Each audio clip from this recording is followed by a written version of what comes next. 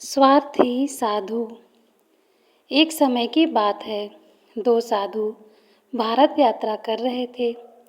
वो कई दिनों से देश के अलग अलग धर्म स्थानों पर दर्शन लेने के बाद अब हिमालय की ओर जा रहे थे। रास्ते में जो भी गांव पड़ते वो वहां से भिक्षा मांगते और आगे बढ़ जाते थे। उन साधुओं को किसी ने भिक्षा में बहुत स्वादिष्ट लड्डू दिए थे जो उन्होंने अपने झोला में रखे थे।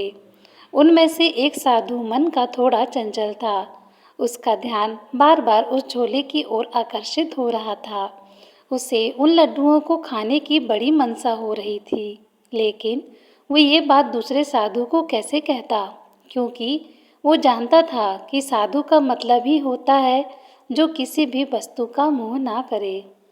काफ़ी देर चलने के बाद शांत साधु ने एक जगह पर ठहर कर थोड़ा ध्यान लगाने का तय किया। इस बात से चंचल साधु को भी उन लड्डुओं को कैसे खाया जाए ये सोचने का मौका मिल गया। एक पेड़ के पास रुककर उन्होंने वह झोला पेड़ पर टांग दिया और ध्यान लगाने बैठ गए। लड्डुओं के मुंह में फंसे चंचल साधु बिल्कुल भी ध्यान में मन नहीं लगा और काफ़ी देर तक अपने मन से लड़ने के बाद उसने झोला उतारकर उसके अंदर के सारे लड्डू खा लिए। जैसे ही ध्यान खत्म हुआ, उन्होंने एक दूसरे का अनुभव साझा किया। पहला साधु बोला, जैसे ही मैं ध्यान में बैठा मैं ब्रह्म लोक गया, ब्रह्मा जी से मिला, विष्णु लोक गया, विष्णु जी से मिला और कैलाश जाकर शंकर जी से भी मिला। मुझे बहुत आनंद आया। अब तुम बताओ, तुमने क्या देखा? चंचल साधु कैसे बताता कि वो ध्यान में बैठा ही नहीं और दोनों के हिस्से के लड्डू वो अकेला ही खा गया।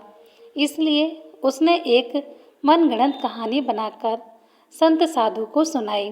चंचल साधु निराश होते हुए बोला, मेरे साथ अच्छा नहीं हुआ।